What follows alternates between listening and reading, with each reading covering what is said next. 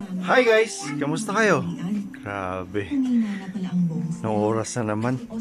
Kaya naman magluluto na tayo. Kasi nagpe-prepare sila para sa pamamahayag na gagawin sa Inares. Si Ka-Angelo ang mga ngasiwa. Magluluto lang tayo ng babaunin nila. Tsaka ulam na rin namin. Ayan. Luluto tayo ng adobong Chinese. Kasi nilagyan ng luya ni mama eh. Kaya tara, pusahan na natin. Kasi lusonsi na. Guys, may apoyan pa kasi yung uling. Dito kami magluluto kasi para maging masarap, di ba? So guys, sinala na kalan. Dito tayo magluluto sa uling para masarap yung adobo natin, di ba? Naglagay na nga pala akong mantika. Wait lang. Inuna ko na nga pala yung luya. Gigisa ko lang muna yan. Palalabasin natin yung aroma niya.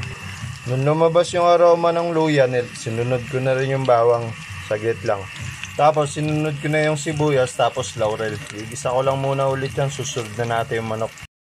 So okay na guys, sasangkotsa lang muna natin tong manok bago natin timplahan. Wait lang. So okay na guys, natimplahan ko na siya ng paminta, tsaka yung betchin. Sasangkotsa lang muna natin siya ng gusto. Palalabasin natin yung mantika ng manok para masarapan yung mga akay mamaya, di ba? Guys, update. Kaya nangyari nung tinakpan ko siya. Titimplahan ko na rin yan ng toyo suka para magnuot yung lasa niya. Wait lang.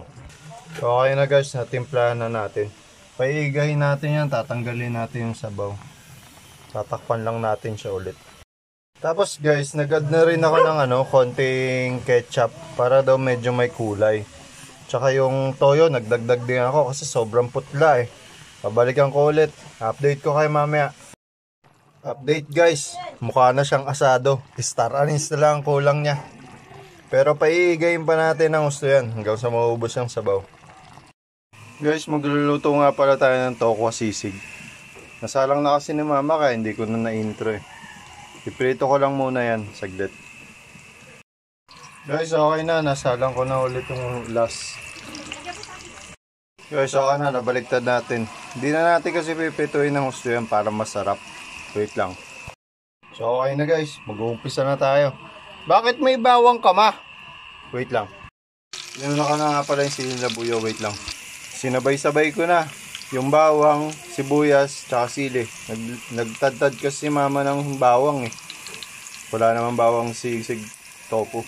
Haluin ko lang siya, wait lang. So ako na yung nilagay yung tokwa. Haluin ko muna yan bago natin timplahan.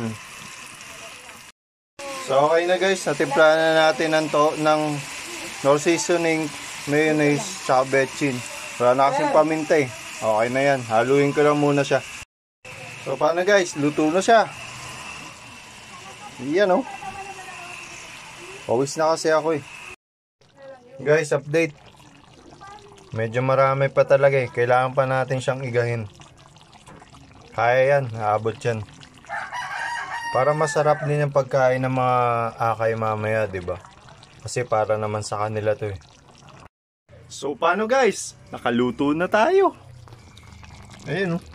Huwag na daw masyado higayin, sabi ni mama eh. Pwede na daw 'yan. Para may sabaw din daw sa mga akay. So paano? Tara. Kain na kayo mamaya. Kasi pamamahayag mamaya eh.